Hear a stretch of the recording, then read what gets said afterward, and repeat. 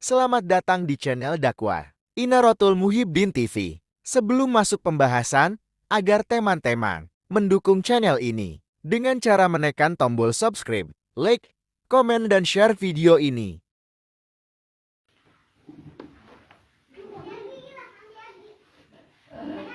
Bismillahirrahmanirrahim. Assalamualaikum warahmatullahi wabarakatuh.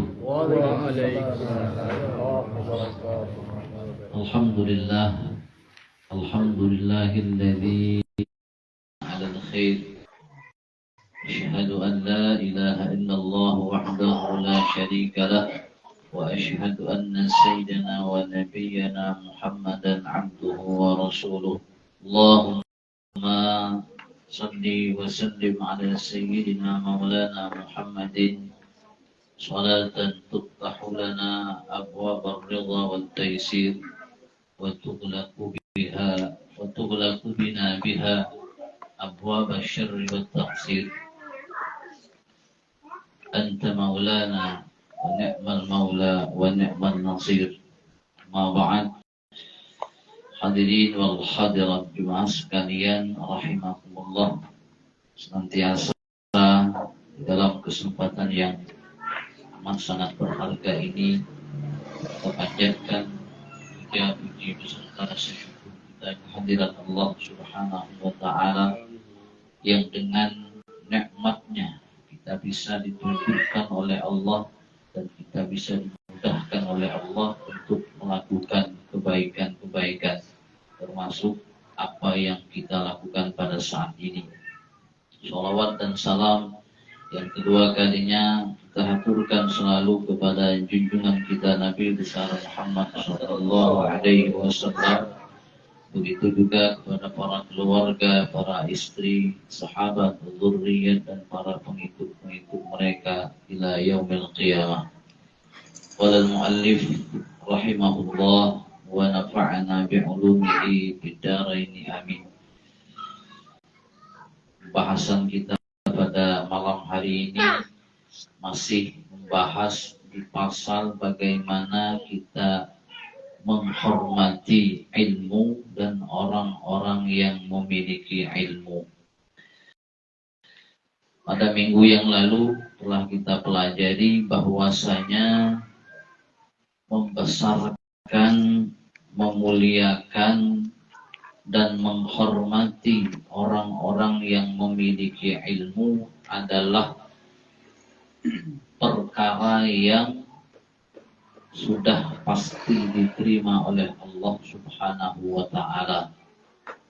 Oleh karenanya, kata beliau kemarin, salah satu cara agar kita bisa mendapatkan anak atau cucu keturunan yang saleh dan salehah, maka cara yang sangat mujarab dilakukan adalah ketika kita bisa memuliakan, mengagungkan para ulama ataupun guru kita. Kalau kemudian kita tidak alim, anak kita, cucu dan keturunan kita akan ada diberikan oleh Allah Subhanahu wa ta'ala menjadi orang-orang yang istimewa di sisinya, yaitu orang-orang yang mewaris daripada yang namanya kenabian. Jadi menghormati, memuliakan, dan mengagungkan orang-orang yang memiliki ilmu adalah merupakan sebuah kewajiban bagi kita semua. Dan ini memuliakan guru, menghormati guru itu adalah jalan untuk mendapatkan kemuliaan di sisi Allah Subhanahu wa ta'ala. Sebagaimana hadis Nabi kita mengatakan, man akramal ulama faqad akramani, wa man akramani faqad akramallah, wa man akramallah fama'wahul jannah. Siapa saja yang memuliakan para para ulama, orang-orang yang memiliki ilmu dan mengamalkan ilmunya, maka sama saja seseorang tersebut memuliakan diriku, kata Nabi. Jadi ketika kita memuliakan guru, maka sama kita memuliakan Nabi. Dan barang siapa memuliakan diriku, kata Nabi kita, faqad akramallah, sama halnya dia telah memuliakan Allah. Wa man akramallah, dan barang siapa yang memuliakan Allah Subhanahu wa ta'ala, fa ma'wahul jannah, maka tempatnya nanti, kata Nabi kita, berada di surga. Itu hadis yang dikatakan oleh Rasulullah Shallallahu Alaihi Wasallam sendiri. Nah, jadi mencintai, menghormati, mendekati para orang-orang yang memiliki ilmu merupakan jalan agar kita bisa dimuliakan oleh Allah dan agar kita bisa ditempatkan oleh Allah di tempat yang mulia, yaitu surganya Allah Subhanahu wa ta'ala. Karena tempat mereka, orang-orang yang berilmu, yang mengamalkan ilmunya, tentu bukan sembarang tempat. Ya, tempat mereka setara dengan tempat para nabi dan para rasul. Jadi kalau kita memuliakan mereka, sama kita memuliakan Nabi, dan sama kita memuliakan Allah. Dan di Nabi, maka tempatnya nanti di surganya Allah Subhanahu wa ta'ala.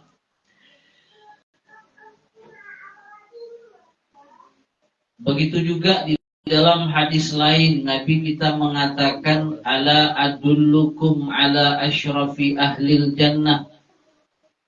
Maukah kalian aku tunjukkan atas sepaling mulia penghuni surga? Itu kata Nabi. Wahai para sahabat-sahabatku, maukah aku tunjukkan kepada kalian siapa yang paling mulia di antara penghuni-penghuni surga? Qalu bala. Para sahabat menjawab, ya wahai Rasul, kami ingin tahu siapa yang paling mulia dari sekian banyak penghuni surga. Qala, Nabi kita menjawab, hum ulama'u ummati. Mereka adalah para ulama dari kalangan-kalangan umatku. Itu orang yang paling mulia, penghuni surganya Allah. Siapa mereka? Para ulama dari kalangan umatnya Nabi kita. Bukan para ulama dari kalangan umat Nabi yang lain. Tapi para ulama dari kalangan umatnya Nabi kita Muhammad Sallallahu Alaihi Wasallam. Nah, jadi tentu ketika kita memuliakan mereka, kita akan mendapatkan kemuliaan yang mereka dapatkan. Ini sebuah kewajiban bagi kita, keharusan ya, untuk kemudian mencintai, menghormati dan memuliakan. Karena sejatinya memuliakan Nabi dan memuliakan Allah.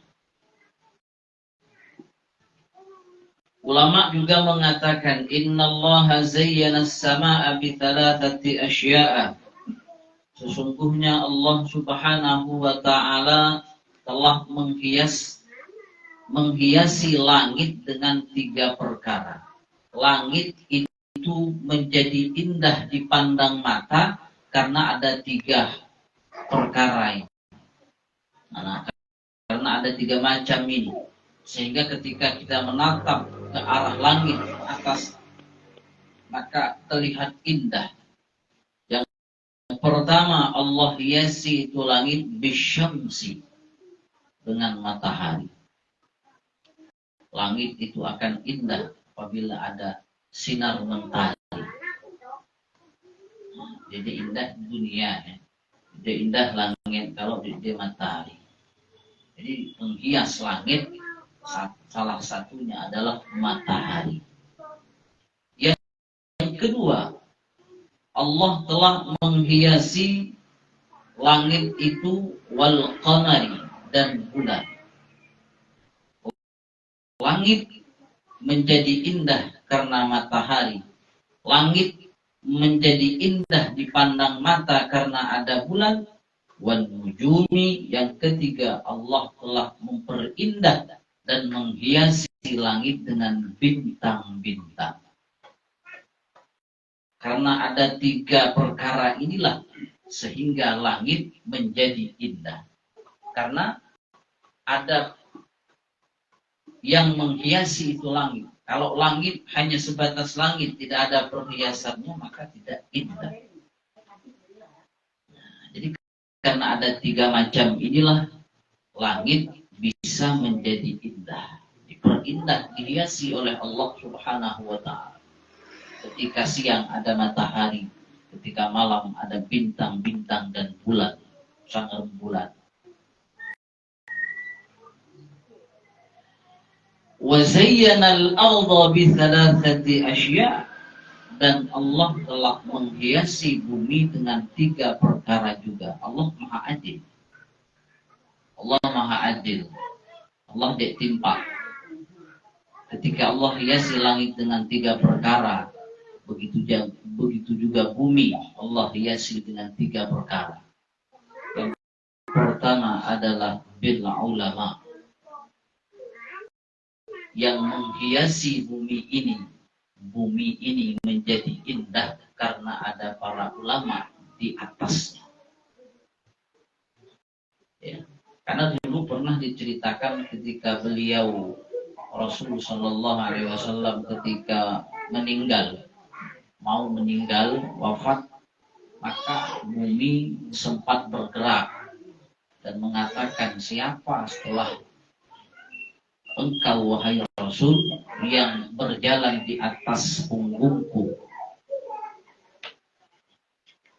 Nah, jadi bumi merasa sedih atas kehilangannya Rasul. Jadi kata Nabi kita, yang akan berjalan di atas punggungmu adalah ulama-ulama dari kalangan umat-umatku. Mereka adalah pewaris para nabi. Sekalipun para nabi telah wafat, tapi ada yang mewarisi mereka, yaitu para ulama. Jadi bumi ini terasa indah karena ada ulama. Terasa indah karena ada ulama. Bumi ini masih stabil karena masih banyak para ulama-ulama kita. Karena masih banyak ulama-ulama yang lurus. Maka bumi masih stabil keadaannya. Kalau kemudian ulama masih sedikit, maka bumi juga ikut gelisah. Jadi kita bersyukur kepada Allah Subhanahu wa ta'ala, sampai sekarang masih banyak ulama-ulama kita, guru-guru kita yang masih diberi oleh Allah Subhanahu wa ta'ala kesempatan untuk memperindah yang namanya bumi ini. Jadi kita harus ingat keberadaan mereka adalah perhiasan bumi ini sebagai benteng dari malapetaka, sebagai benteng daripada musibah-musibah yang diberikan oleh Allah Subhanahu wa ta'ala. Jadi gara-gara ya sebab kabennya orang lah sampai sekarang bumi ini lagi terasa indah. Yang kedua, Allah hiasi ini bumi dengan wal matari, dengan hujan. Ya, dengan hujan. Jadi hujan itu adalah sebagai penghias bumi untuk kemudian menghidupkan tanam-tanaman, tumbuh-tumbuhan sebagai ya, sumber kehidupan manusia. Jadi dihiasi oleh Allah dengan yang namanya hujan. Jadi ketika kita melihat para ulama, ketika kita kemudian memikirkan hujan yang turun, maka kita harus ingat ini adalah salah satu perhiasan yang diberikan oleh Allah terhadap bumi. Yang ketiga, wal imamul adil, Allah perhiasi bumi itu dengan imam yang adil, pemimpin yang adil. Nah, pemimpin yang adil itu adalah perhiasan bumi. Jadi dengan 3 perkara inilah bumi bisa terlihat dan terasa indah. Karena ada para ulama, karena ada hujan, dan karena ada imam yang adil. Pemimpin yang adil, yang menempatkan sesuatu pada tempatnya. Itu namanya imam yang adil. Artinya ketika mereka tidak ada, ketika mereka tidak ada, dipanggil oleh Allah Subhanahu wa Ta'ala, tentu adalah sebuah kekurangan. Sebuah kekurangan bagi penduduk bumi. Khamsatun mautuhum naqsun. Ada 5 orang yang mana kematian mereka adalah merupakan sebuah kekurangan. Ada 5 orang yang apabila mereka meninggal adalah sebuah kekurangan bagi kita. Ada yang hilang, ada yang tadinya diperindah oleh Allah, maka keindahan itu berkurang. Yang pertama, mu'allimul Quran, pengajar Al-Quran. Ketika mereka meninggal adalah sebuah kekurangan. Karena yang namanya Al-Quran adalah sumber hidayah, sumber petunjuk bagi kita. Jadi ketika para pengajar Quran itu meninggal, maka sebuah kekurangan bagi kita, musibah bagi kita. Nah, karena mereka orang-orang yang istimewa. Yang kedua, kematian mereka merupakan sebuah kekurangan. Al-Farisus Syuja', pahlawan yang pemberani. Pahlawan yang pemberani. Sebuah kekurangan. Orang-orang yang kemudian mereka dengan kegigihannya rela di depan, membela rakyat, membela umat. Al-Farisus Syuja', pahlawan yang pemberani. Ketika mereka meninggal adalah sebuah kekurangan bagi penduduk bumi. Yang ketiga, Al-Ghaniyul Karim, kematian yang merupakan sebuah kekurangan adalah orang kaya yang pemurah. Orang-orang kaya yang pemurah itu apabila mereka meninggal sebuah kekurangan. Karena dengan sebab kemurahan beliau, banyak manusia, umat-umat yang terbantu, ya, yang tertolong, sehingga kematian beliau merupakan adalah sebuah kekurangan. Yang keempat, kematian mereka adalah sebuah kekurangan. Al-alimul amin, orang yang memiliki ilmu dan mengamalkan ilmunya, yaitu para ulama-ulama yang mengamalkan ilmunya. Ketika mereka diwafatkan oleh Allah, maka sebuah kekurangan menimpa kita. Musibah besar menimpa kita. Maka kita harus pandai-pandai mensyukuri ketika mereka masih hidup. Tidak pantas kemudian kita menangis atas wafatnya para ulama. Sementara ketika mereka masih hidup, kita tidak mau belajar kepada mereka. Dek ngerasok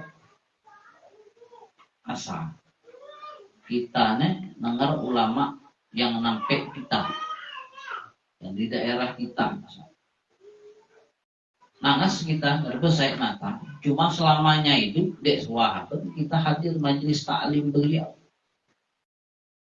Dek sahabat ibaratnya dengar tausiah beliau secara duduk bersama. Gak hanya ya tadi ya, guru lah tinggal bermereh. Guru hidup dek mereh. Guru hidup dek mereh. Majelis dek mereh. Momen-momen penting dek mereh. Asa guru lah mati beren. Maka kita sebuah apa ya? Suul adab lah.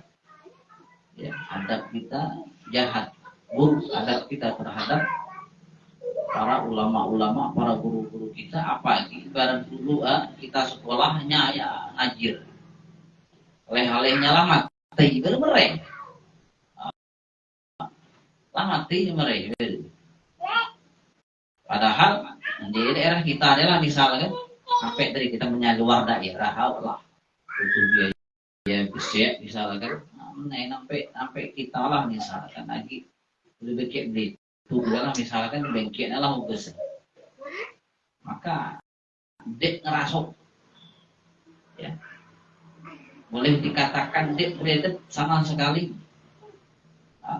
lagi hidup posisi menah mati. Jadi mumpung mereka lagi hidup, maka jangan sia-siakan kesempatan itu. Jangan kita pelanya, jangan kita sia-sia kita. Ambil barokah mereka.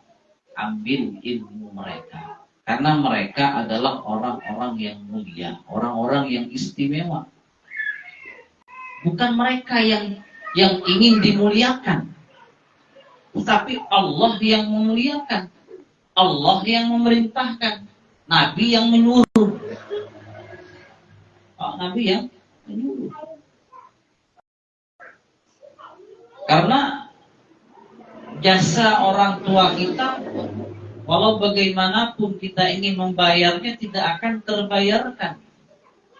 Itu jasa orang tua kita.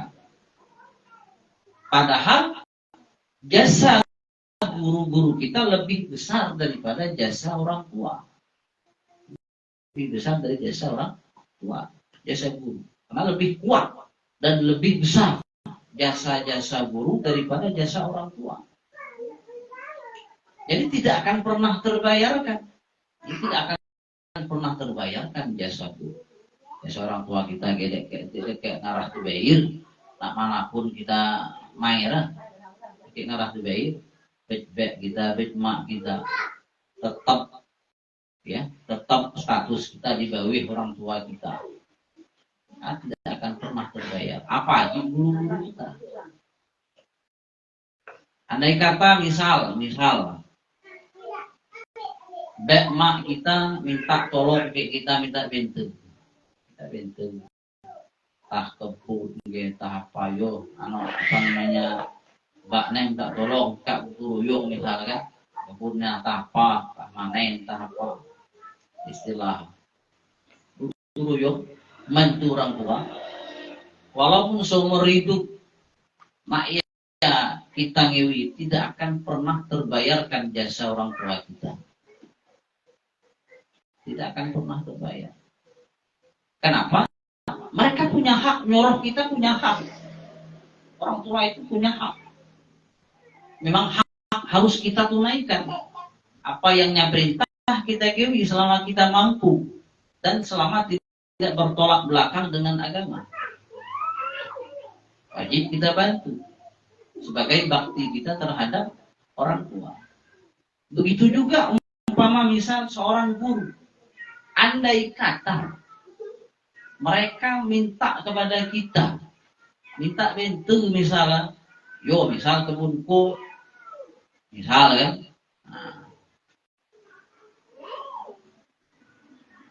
itu memang ada hak, guru ada hak, dan kita wajib menunaikan hak guru tadi, dan tidak akan pernah terbayarkan,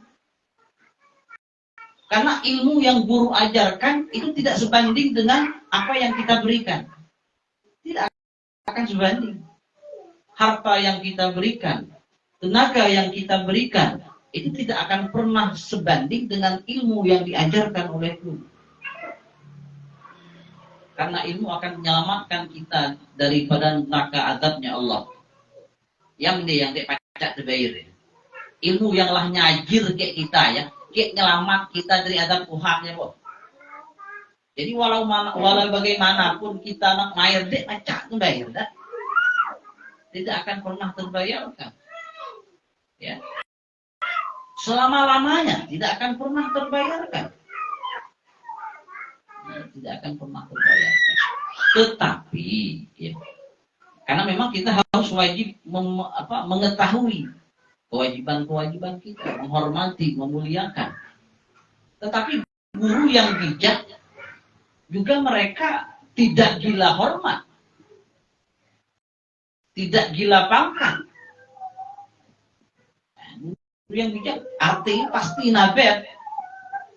Dek kawa ngeban murid, dek kawa ngibuk urang, pasti nabet. Memang hak mereka wajib dihormati, dimuliakan, tetapi guru yang bijak juga pasti mengerti. Pasti nabet mulai. Tidak mungkin. Nah, jadi ketika antara kita dengan para ulama, dengan guru-guru kita memahami akan hak dan kewajiban kita, ya, maka akan tercapai yang namanya keberkahan. Dan mari kita mengkaji bahwa tolak ukur ilmu itu tergantung seberapa kadar takdim dan hormatnya kita kepada guru. Itulah ilmu yang akan kita dapatkan. Kalau kita taksimnya hanya 50%, maka kita akan mendapatkan ilmu 50%. Kalau banyak, maka banyak. Kalau sedikit, ya sedikit. Ya. Karena itu tadi, tidak akan pernah terbayarkan jasa-jasa guru kita. Maka kewajiban kita adalah menghormati dan memuliakan mereka. Rasulullah Shallallahu Alaihi Wasallam mengatakan dalam sebuah hadisnya, afdalun nas, paling afdal manusia adalah al-mu'minul alim. Manusia yang paling bagus, yang paling afdal, manusia terbaik itu, ya, selain daripada para nabi dan para rasul, yaitu alladzi al-ali al-mu'minul alim, orang mukmin yang alim, yang memiliki ilmu yang bermanfaat, alladzi idza ihtija ilaih nafa'a, yang apabila diperlukan kepada beliau nafa'a, dia akan memberikan manfaat. Orang mukmin yang memiliki ilmu ketika dibutuhkan, ketika dihajatkan, bisa memenuhi hajat dan kebutuhan kita. Acak minta tolong dekabulnya hajat kita. Wa in istaghna anhu, dan apabila kemudian tidak diperlukan kepadanya, aghna nafsahu, dia akan mengayakan dirinya. Mengayakan dirinya maksudnya arti walaupun orang dek bahajat kayaknya kayak pakainya nanti orang minta tolong misalnya kan nyaberinya ilmu tadi. Nanti kata orang dia misalnya kan, wah ini bangnya ugas kan, kayak pakainya lo kali itu kayak ngarah rugi orang dia. Naik karena dia mahal orang dia udah. Oh ini kayaknya ada. Nyari kayak ngarah rugi, kita mau misal, kita mau yang rugi. Orang yang memiliki ilmu tidak akan pernah rugi, karena lah dia mahal dan nyalah dia. Kali kayak nyelamat pribadinya, menikah minta dek nak selamat, oh kita ulah. Yang ajar kita, nak madeh kita, udah kita dek awal. Malah kita kayak nolak menjadi mahal. Nolak menjadi yang paling berharga kali. Nyanak mereka kita udah kita nggak. Karena ilmu itu kan paling mahal deh. Menjadi yang paling mahal. Jadi ketika orang mereka kita ilmu, kita tolak, menolak sesuatu yang paling mahal. Kita yang rugi berarti. Nah, kita yang rugi. Mengguru kita orang-orang alim, nah inilah hati mulai banyak. Pakainya kali. Seperti itu.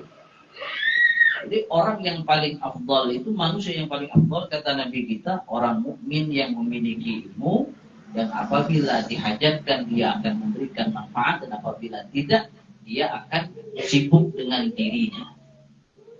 Rakaatun min alimin, kata Nabi kita, satu rakaat daripada orang yang alim khairun min alfi rakaatin min jahidin, lebih baik daripada 1000 rakaat daripada orang jahil.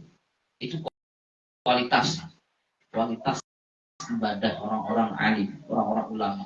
Kita 1000 baru setara kayak rakaatnya, baru nyama 1000 rakaat baru sama kayak rakaat orang alim.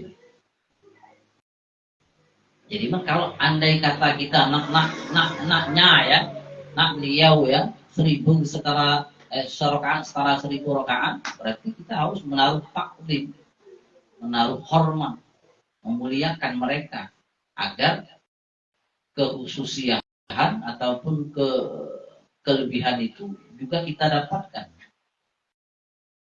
Kebenaran rakaat di 1000 rakaat bel nyaman. Jadi memang luar biasa. Ya, boleh kita katakan artinya selain daripada Nabi kita maksudnya kan, sebenarnya yang pantasnya luar biasa ini Nabi lah, cuma karena mereka juga pewaris para Nabi ya, jadi boleh saja artinya kita katakan Masya Allah ya kedudukan mereka ya, karena pewaris para Nabi, sampai satu rakaatnya saja bernilai 1000 rakaat ibadah.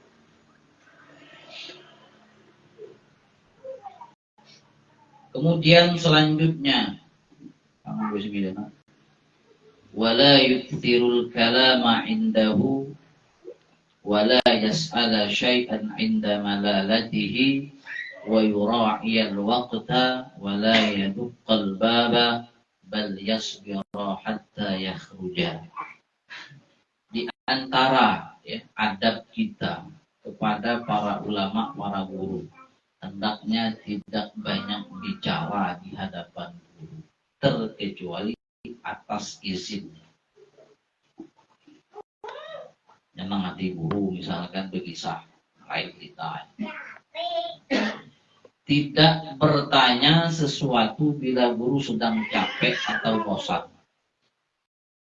Jadi dek bertanya kalau gurunya lagi letih ataupun pikir beliaunya lagi dek hati anak.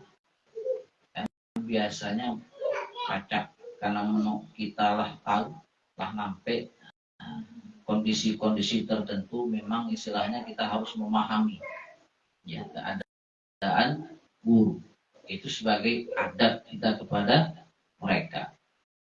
Nah, jadi kita tidak bertanya kalau beliau sedang capek ataupun sedang bosan, karena kondisi kita tetap pasti seperti itu. Kadang letih luar biasa, kadang karena banyak masalah ya bosan dia lah ya. Nah, jadi kita harus macam keadaan, harus menjaga waktu ya, harus menjaga waktu, jangan mengetuk pintunya. Jadi kalau istilahnya kita ingin bertanya, kita ingin sowan ke seorang anak kan, ziarah, mereka tanya dulu waktunya pas kali. Ya.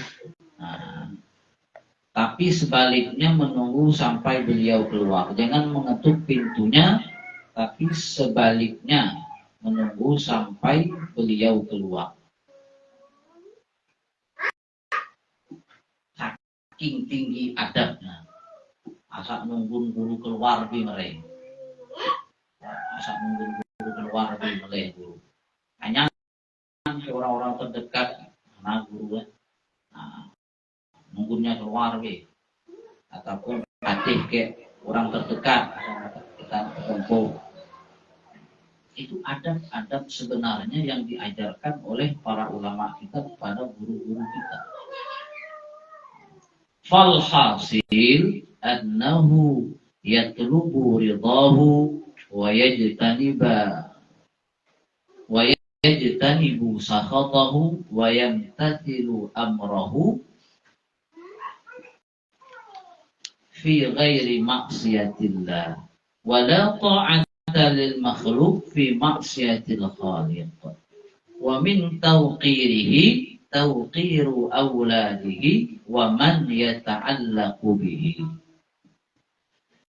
Kata beliau, alhasil, kesimpulan, seorang santri ya, atau siapa saja yang ingin mendapatkan ilmu dari seorang guru harus mencari kerelaan hati guru. Ya, harus ngesat nak mana kenyaman guru nih. Harus menjauhi hal-hal yang menyebabkan dia murka dan marah. Itu walhasil. Kesimpulannya, mematuhi perintahnya asal tidak bertentangan dengan agama. Pokok apa-apa yang nyakerah dan tidak bertentang ke agama wajib turut. Mana yang dia ngerasok tidak turut lah. Jadi harus mencari kerelaan hati guru, harus menjauhi hal-hal yang menyebabkan dia murka. Dan termasuk menghormati guru adalah menghormati putra-putranya, anak-anaknya, dan orang yang ada hubungan kerabat dengannya. Saking ya. Kan kita sebagai anak ke orang tua wajib berbuat baik kepada orang-orang yang dekat dengan orang tua kita. Wajib berbuat baik. Mbak kita lah ninggal, mak kita lah ninggal, cumanya ya dulu lagi hidup sampai dari mbak, sampai dari mak. Maka orang-orang yang sampai dari mbak mak kita juga wajib kita hormati. Apa hal? Kawan mbak, ya, kawan mak, wajib kita hormati. Itu salah satu bakti kita kepada mbak mak, berbuat baik kepada orang-orang yang dekat dengan orang tua kita. Begitu juga guru, lebih lagi, ya, kewajibannya lebih kuat lagi, menghormati orang-orang yang ada hubungannya dengan guru, putra putrinya, ya, istrinya, bahkan orang-orang dulu ya, ayam guru, kayaknya hormatnya, nah ayam guru nyambatnya yang parah, nah sembelihnya. Yo guru, dari lauk nah, gampang lain pokok lah guru nanti ge. Yo guru dia ngerupuk lagi nih, rupuk guru dembat. Tahu nih guru han rupuk bisa guru rupuk kan? Rupuk guru deh ya. Belet saya. Pas belet. Nanti ge. Yo saya guru, kau tak main? Kau tak main? Seharusnya kan. Di mayar guru naktir guru naktir, tapi nak takut aja guru nabet, guru ngerti, guru dia gile hormat, guru dia gile hormat, guru dia gile pangkat, guru dia minta itu, dia minta ini, ngerti keadaan. Cuma kan istilah kita ngaji supaya kita tahu nak ya mendek kan payah mendek, ya. Memang ini mungkin jalan Allah ya, jalan Allah untuk kita ngaji kitabnya supaya kita tahu posisi kita di mana, posisi guru kita di mana, kita tahu itu ada. Ya. Jadi segala sesuatu yang berhubungan dengan guru wajib kita hormati, wajib kita hormati. Apa guru ya, adik guru, anak guru, nah, wajib juga kita hormati. Apakah itu yang berhubungan secara nasab keturunan atau yang berhubungan dengan sebab. Sebab kawan guru, ya, apa macam lah. Ya, wajib kita menghormati orang-orang yang berkaitan dengan guru-guru kita. Bahkan diceritakan bahwa anak Raja Harun Ar-Rasyid, yang hidup dengan Imam Malik itu, ada anaknya Amin dan Makmun. Ya, Amin dan Makmun, adik-beradik. Adiknya Amin dan Makmun. Jadi anak Raja Harun Ar-Rasyid ini, Amin dan Makmun ini, mereka berebut untuk memakaikan kedua sandal gurunya Al-Kisai. Imam Al-Kisai. Jadi orang dua yang berebut. Wabi tanya, guru nak pakai itu kata diri dan apalah melet kasut guru.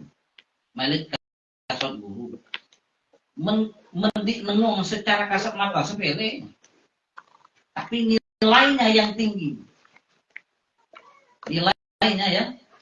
Nabi dulu kan ada spesial tukang kasut kepet kasut Nabi mana-mana. Nek kasut guru hilang. Kasut guru hilang parah. Kasut guru hilang. Kan kayak melih kasut guru aja Bi ya. Parah kita. Ada spesial ya, yang tukang kasut Nabi ya, dia spesial. Abad. Lalu Pak nama atas apa? Begitu juga orang dulu kasut guru di Kerinah. Artinya ketika istilah de pelayan kasut beliau dengan dicampur itu adab kita kan cerita adab. Nah guru udah minta kaleh, guru udah minta dimuliakan, cuma kita sebagai murid harus tahu, harus mengerti adab kita, hak guru pada kita. Guru kayak tidak dibelit kayak jeda, mana masalah. Cuma kita sebagai murid harus mengerti. Ya, nah iya ada pelayan kasut minimal. Jadi itulah nilai plusnya. Ya, nilai lebihnya. Melit kasut guru sekalipun benda sepele, tapi manfaatnya besar. Nah, jadi Amin dan Makmun tadi berebut nak makai kasut, makai kaki guru tadi yang bernama Al-Kisai. Kata Imam Kisai, yo tapak turak, kok tapak naik, kok tapak ya. Kata Imam Al-Kisai. Jadi adab yang tinggi kepada seorang ulama ataupun guru akan mendatangkan ilmu yang barakah dan manfaat. Dialah menjadi nilai lebih. Makanya ilmu adab mendidik di bangku sekolah umum. Walaupun adewe mungkin ade guru-guru agama yang mengajarkan, yang menyelipkan itu. Naiklah yang nilai plus, adab yang tinggi. Karena kata Nabi kita, adabani Rabbi wa ahsana ta'dibi. Yang mengajarkan adab kepadaku itu adalah Allah. Wa ahsana ta'dibi. Allah membaguskan adab. Jadi adab itu nomor satu. Jadi kalau kita beradab, ilmu pasti dapat. Kalau kita beradab, ilmu mana ada bilang. Ya, kurang lebih bahasa. Kalau kita beradab, ilmu mana dia tak. Kalau kita beradab, ilmu mana di lempus. Ya, itu kalau kita tidak tahu hak-hak kita, hak-hak guru, kewajiban kita terhadap guru. Justru ilmu yang lah selama kita dengar itu tidak bermanfaat.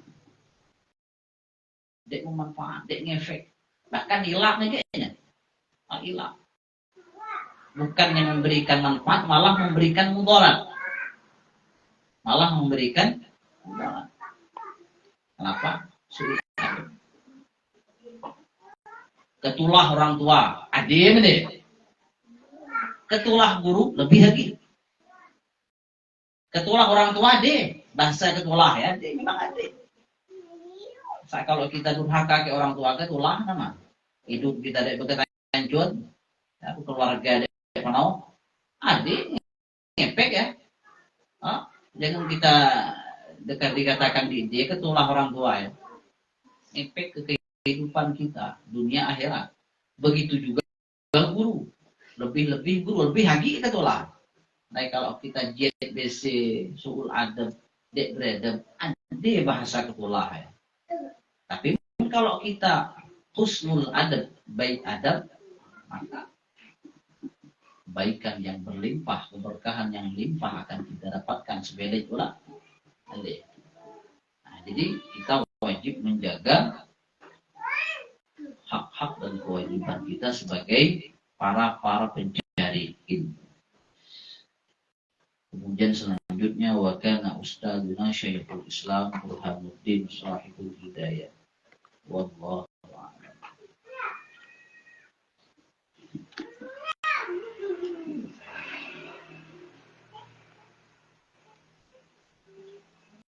Baik, ada pertanyaan?